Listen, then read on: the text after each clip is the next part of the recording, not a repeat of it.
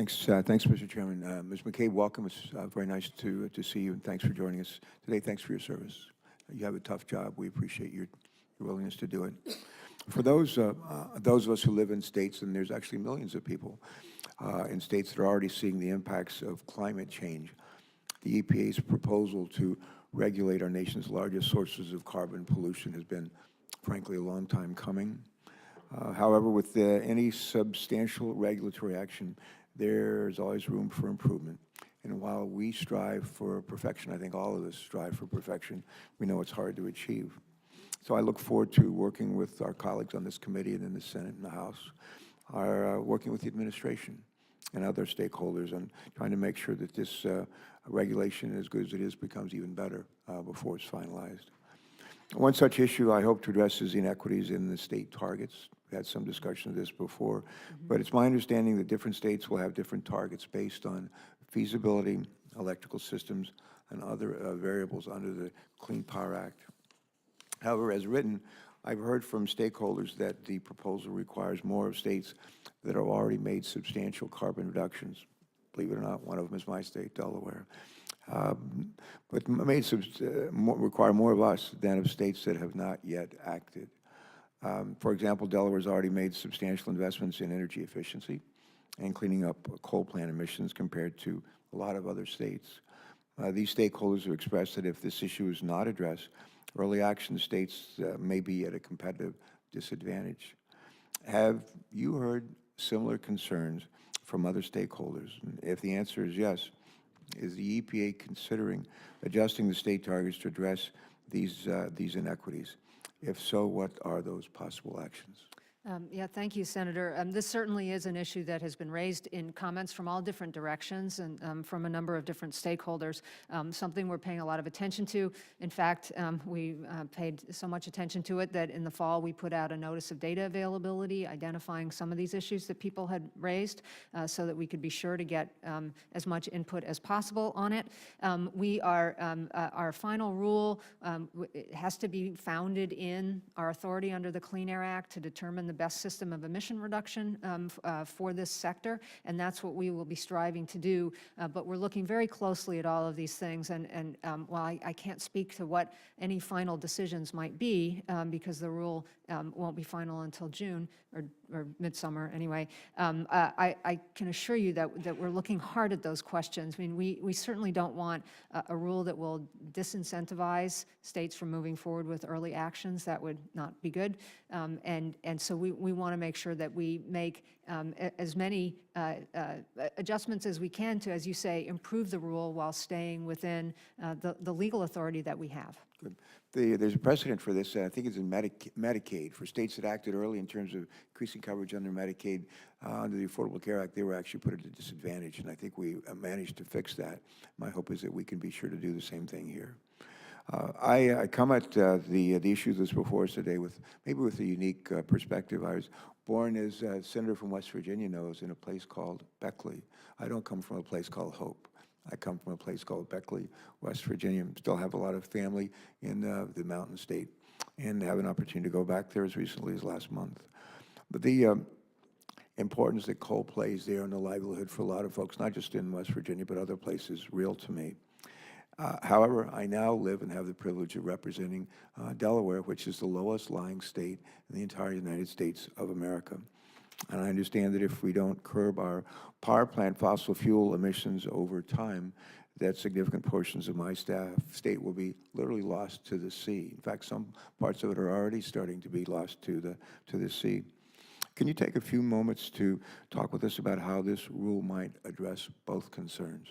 And how does this rule help try to make sure that my native state, West Virginia, doesn't end up in economic ruin or damaged substantially, while at the same time helping to make sure that my state remains on the map? Sure. Well, let me address those things first, Senator. As has been discussed this morning by many of the committee, CO2 emissions need to be reduced globally in order to start addressing the kinds of impacts that you are speaking about in Delaware. And this is one step that the United States can take, and the Clean Air Act authorizes us to take, along with others, that this country and others must take in order to address this. And we believe that that's the responsible and appropriate thing to do. We are very aware of the impacts that are occurring in the electricity generating sector today. There are many forces that go way beyond what EPA might or might not do in this rule or any other rule that is changing the way energy is produced in this country. As we talk with the industry, we understand that from them. We understand also that can have impacts on local communities that are built up around certain types of industries, and this is not the first time that has happened, and we must be very, very sensitive to those impacts as well. This rule, as we look to the future, we see a significant portion of power in this country still being generated by coal, about 30%. It will be clean and well-controlled coal, and investments there are very important. We see another 30% being fueled by natural gas, another very important domestic industry that employs many, many people in this country. And then other sources of energy, including ones where there's tremendous opportunity for investment in our local communities, and I'm thinking of renewables and energy efficiency in particular. So we are keeping all of those things in mind, and fully believe that the flexibility that this program allows will allow for that range of types of operations, and that's good and healthy. All right, thank you. One of the major sources of electricity generation does not create any emissions of any harm that I'm aware of is nuclear, and provides electricity for about 20% of our needs in this country, and has for a long time. My staff and I continue to hear concerns that the EPA is not treating all zero-emission resources the same in this proposal.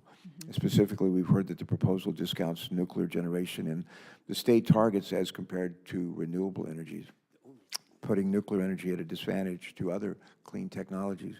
What does why does the proposal discount nuclear generation, and what is the EPA doing to address this issue? Yes, Senator. So as this rule is about the fossil fuel-fired electricity generation. That's the sector that emits the air pollutants that we are authorized to address. Looking at the types of emission reduction approaches that the fossil fuel-fired generation fleet can adopt, we say that again. You don't have to. Thank you. We identified some key approaches that that industry is now taking, shifting to less carbon-intensive, energy efficiency, renewable, and all that sort of thing. This rule is not an energy plan. It should not be an energy plan. That's not Administrator McCarthy's job. We understand the significant role that nuclear power generation plays in the country, and that it itself is subject to various pressures and issues. And we want to make sure that states who have invested in nuclear energy and wish to do so, that can be a significant compliance option for states, and it will be. We have received a lot of comment on the exact question that you asked about how we figured that into the targets, and we'll be sorting through all of that information and resolving that in the final rule. But we take the point that people are making very seriously on that question. My time has expired. Thank you so much for taking that seriously. Thank you. Thanks. Thank you, Senator Carper.